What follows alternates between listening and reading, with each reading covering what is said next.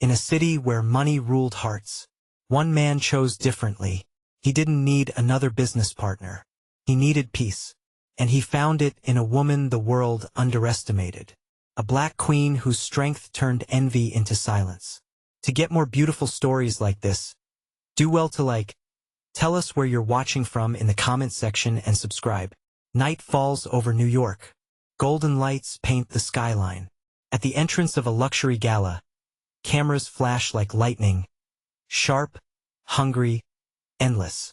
A tall man in a tailored black suit named Malik Stone steps out of his car. Behind him, his gorgeous wife Naomi Stone, a breathtaking black woman draped in a silver gown, moves with quiet grace. Her skin glows under the chandelier's reflection. Her confidence silences the noise. Whispers ripple through the crowd. That's her. She's even more beautiful in person. I still don't know what he sees in her. They smile in her face but envy behind their eyes. He takes her hand, leans close, and whispers, "Ignore them, my love. They're loud because they wish they were you." She smiles, soft and calm. The cameras click. The world stares. He doesn't look at the reporters or the lights, only at her. One reporter calls out, "Sir, what's the secret behind your success?" He glances at his wife, and with a proud smile, says simply, "Her." The crowd falls silent. The envy in the air thickens, because in that moment everyone realized she wasn't his trophy. She was his truth. 8 years earlier, long before the limousines and headlines, she was working in a small art gallery uptown, curating pieces from local black artists, helping young dreamers sell their first work. Her world was humble but peaceful. She lived in color, passion, and quiet ambition. He, then just a rising investor, walked into that gallery one afternoon, seeking a painting for his new office. But he didn't leave with art. He left with a memory, the sound of her laughter echoing like music in his mind. She didn't notice him at first. He wasn't the type to command attention, just observant, quiet, and thoughtful. He watched her speak about art like it was life itself. When their eyes finally met, there was a stillness, a pause that neither understood, but both felt deeply. She smiled politely. "Can I help you find something?" He replied softly, "I already did." She laughed, that kind of genuine laugh that money can't buy. Over the next few weeks, he kept returning, not always to buy, but to listen, to learn how she saw the world, through struggle, through beauty, through faith. Their coffee breaks turned into conversations, conversations into comfort, comfort into connection. He found in her something rare, honesty without fear, love without condition. She found in him something deeper, security without control, wealth without arrogance. But not everyone approved. When the news spread that he was dating her, the whispers began. "She's from the wrong side of town. What will his partners think? It'll ruin his reputation." He didn't flinch. He simply said, "I don't need approval to love someone who gives me peace." And peace she gave, even when life tried to take it away. Years passed. Love grew, wealth multiplied, and their names now carried weight in every corner of the city. Their wedding had been private, an evening lit by candles, laughter, and jazz. But their marriage, that was the real headline. He had built empires from numbers and risk. She built warmth from silence and sincerity. Together, they created a home that didn't shout wealth. It whispered peace. Yet the world never stopped watching. The first time she attended a charity luncheon with the city's elite, the air felt heavy with perfume and pretense. Every table glittered with diamonds, but few with kindness. Women smiled too brightly, their compliments dripping with curiosity. "Your dress is lovely. Custom. I heard you used to work in a gallery? How inspiring." She answered gently, refusing to let sarcasm stain her tone. Grace was her armor, and she wore it better than any designer gown. At another table, two women whispered, "Malik could have married anyone." "Yes, but he married her." Naomi heard them, but she didn't respond. Her silence was strength, her smile a quiet rebellion. Across the room, Her husband caught the glance, reading the entire story in her eyes. He raised his glass toward her. A subtle salute that said, "You're the only one that matters here." As his companies grew, so did their visibility. The media adored their contrast, his corporate polish, her cultural pride. Magazines printed headlines. From Harlem to high society, the woman who changed his world. Fairy tale or fluke? The noise was endless, but she learned to turn it into music. Rather than hiding, she stepped into purpose. She launched an arts foundation for black girls from underfunded neighborhoods, a mirror of her younger self. At the opening ceremony, she stood before a room of wide-eyed teenagers. Behind her, murals painted by their own hands glowed like sunsets. She said softly, "Don't chase money, don't chase titles, chase meaning. Because love and success mean nothing if you lose yourself trying to prove you deserve them." The crowd applauded. Some people still rolled their eyes. But he, standing in the back of the hall, clapped the loudest. Not everyone celebrated her rise. The more she succeeded, the louder envy became. Social media threads accused her of using his wealth to buy influence. Paparazzi waited outside her charity events, hoping she'd slip, trip, or falter. One evening, scrolling through hateful comments, she sighed. He walked in, loosened his tie, saw the screen, and gently took her phone. "Let them talk," he said. "The loudest critics usually have the quietest lives." She looked up, eyes soft but tired. "Sometimes it hurts, you know? I give so much. And still they question why I'm here." He cupped her face. "You're here because you earned it. Not through their approval, but through grace. You don't owe them explanations. Only yourself." She smiled faintly, resting her forehead against his chest. "You make it sound easy." "It is," he whispered. "When love is real, everything else is noise." Months later, they hosted a fundraising gala. This time, for her foundation. Every powerful figure in the city attended, draped in elegance and expectation. As she stepped onto the stage to speak, murmurs filled the hall. Some came to support. Some came to stare. Many came to judge. But when she began to talk, judgment melted. Her voice carried truth. "I've learned that love doesn't need to shout to be seen. And respect doesn't come from a title, it comes from consistency. My husband didn't just marry me. He believed in me. And because of that belief, I found the courage to believe in others." Applause thundered. Even the skeptics stood to clap. He watched her from the crowd, proud, grounded, and grateful. He knew money could buy the world's attention, but only love like hers could buy peace. Later that night, when the guests were gone and the lights dimmed, they sat on the balcony overlooking the city. No cameras, no crowds, just them. She rested her head on his shoulder. "Do you ever regret living so openly?" she asked. "Never," he replied, "because I get to love you publicly." He poured her a glass of champagne, raising it gently. "To the woman they envy." She laughed, shaking her head. "Don't start." "And the woman I adore," he finished. They clinked glasses. The city hummed below them, but in their world, silence felt like music. Malik Stone, calm, brilliant, built from grit and grace. The woman everyone whispered about, Naomi, elegant, black, beautiful in a way that felt spiritual more than physical. They were the kind of couple that made people stare. Not because of wealth, but because of the unspoken peace between them. But even peace gets tested. And when life tested Malik and Naomi, it did not knock gently. It began with a headline, then a rumor, then a storm. A rival firm accused Malik's company of manipulating numbers in a major deal. A scandal designed to destroy everything he had built. Overnight, partners withdrew, investors panicked, and the same media that once praised him turned ruthless. Reporters waited outside their mansion gates. Paparazzi followed Naomi to every store, every event. And online, the narrative shifted cruelly. Maybe she was the reason he fell.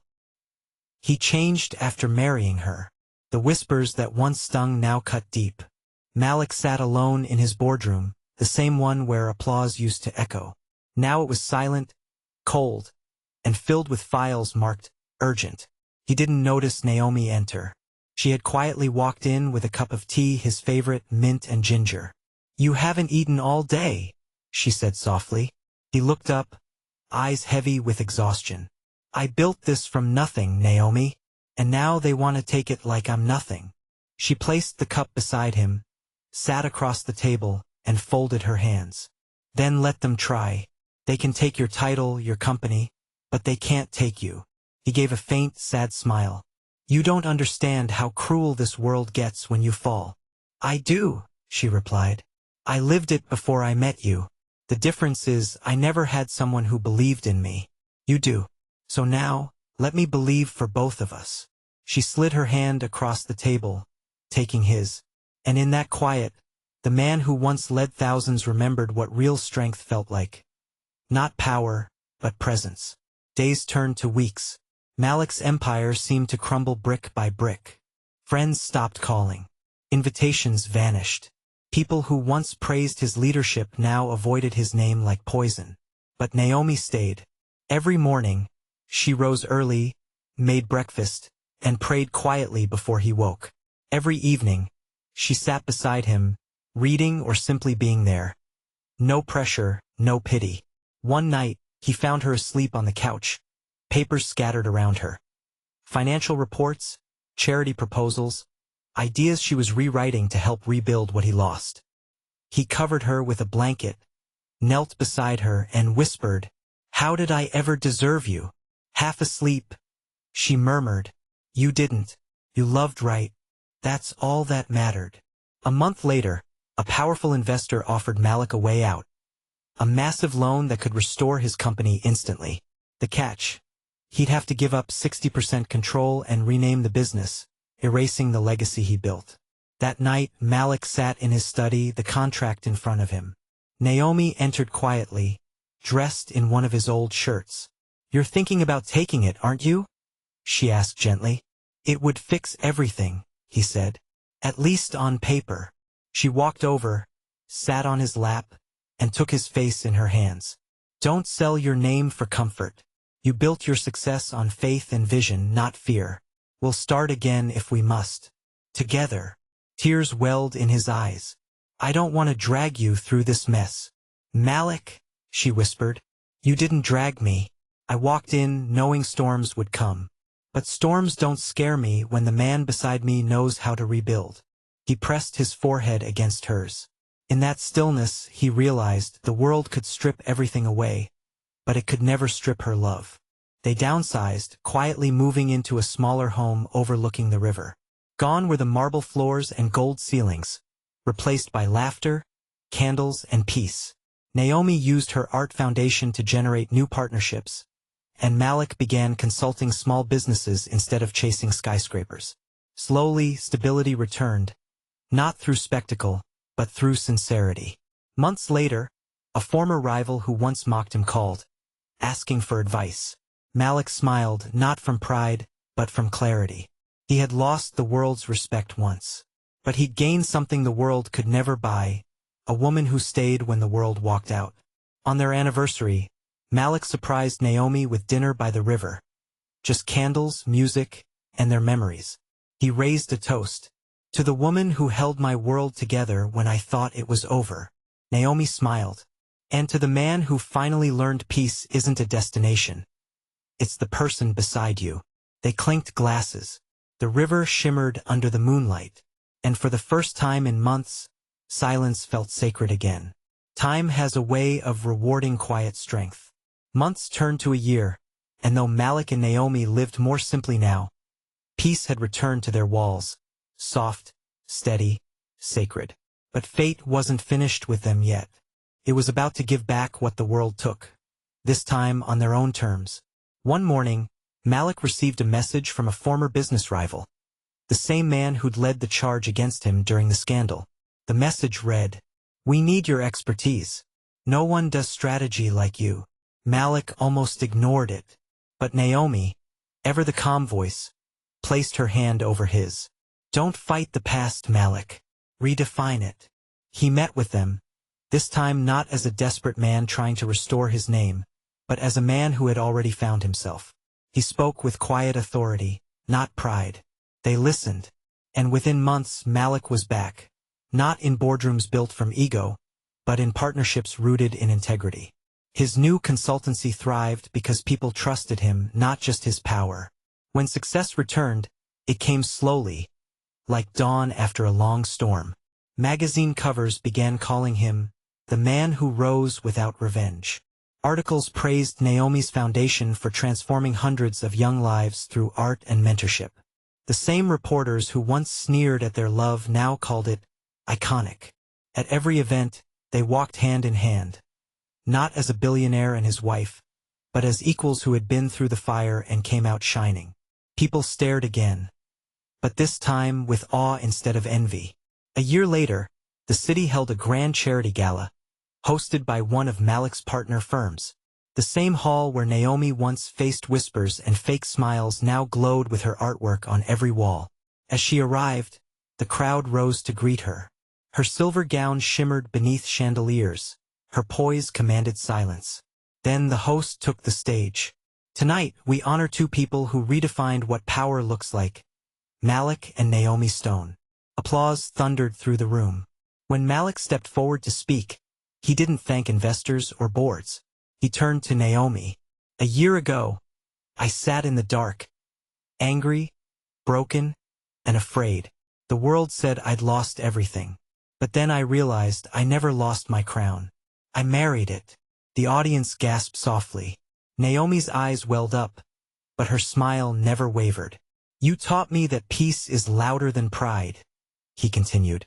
"You are my calm in chaos, my reason in the noise. If the world knew how deeply I love you, it would stop calling me lucky and start calling me wise." The crowd rose in applause, not out of courtesy, but from respect. Because for the first time everyone saw it clearly. This wasn't a man showing off his wealth. This was a man showing gratitude. After the event, one of the same women who used to gossip about Naomi approached her with a hesitant smile. "I owe you an apology," she said quietly. "I judged what I couldn't understand. You carried yourself with grace when most of us would have fought back." Naomi smiled gently, her voice calm and kind. "We all learn in time. The important thing is we grow. No bitterness, no pride, just peace." Malik watched her from a distance, his heart swelling with quiet admiration. That night, back home, the city stretched below them, glowing like a dream. Naomi stood by the balcony, her hair blowing softly in the wind. Malik came up behind her, wrapped his arms around her waist, and whispered, "We made it." She turned her head slightly. "We didn't just make it, Malik. We transformed it." He kissed her forehead. "If I could go back, I wouldn't change a single storm." She smiled. "Because it taught you who was real? Because it taught me what love really is." They stood there in silence, watching the city pulse with life. The same city that once laughed at them, now admiring from afar. The next morning, Malik woke up to sunlight pouring through the curtains. Naomi was sitting on the floor by the window, sketching something in her notebook. "What are you drawing?" he asked. She turned the page toward him. It was a portrait of the two of them, surrounded by rays of gold. "This," she said softly, "is what peace looks like." He knelt beside her, kissed her hand, and whispered, "And this is what wealth feels like." In a world that worships power, they chose peace. In a city that measured worth by status, they measured it by faith. He was the billionaire who had everything, until life stripped it all away and left him with only love. And she, the woman they once envied, became the proof that true grace doesn't need validation. It simply endures. Together they rose again, not to impress the world, but to remind it that love, when it's pure, doesn't bow to pressure. It reigns and uplifts.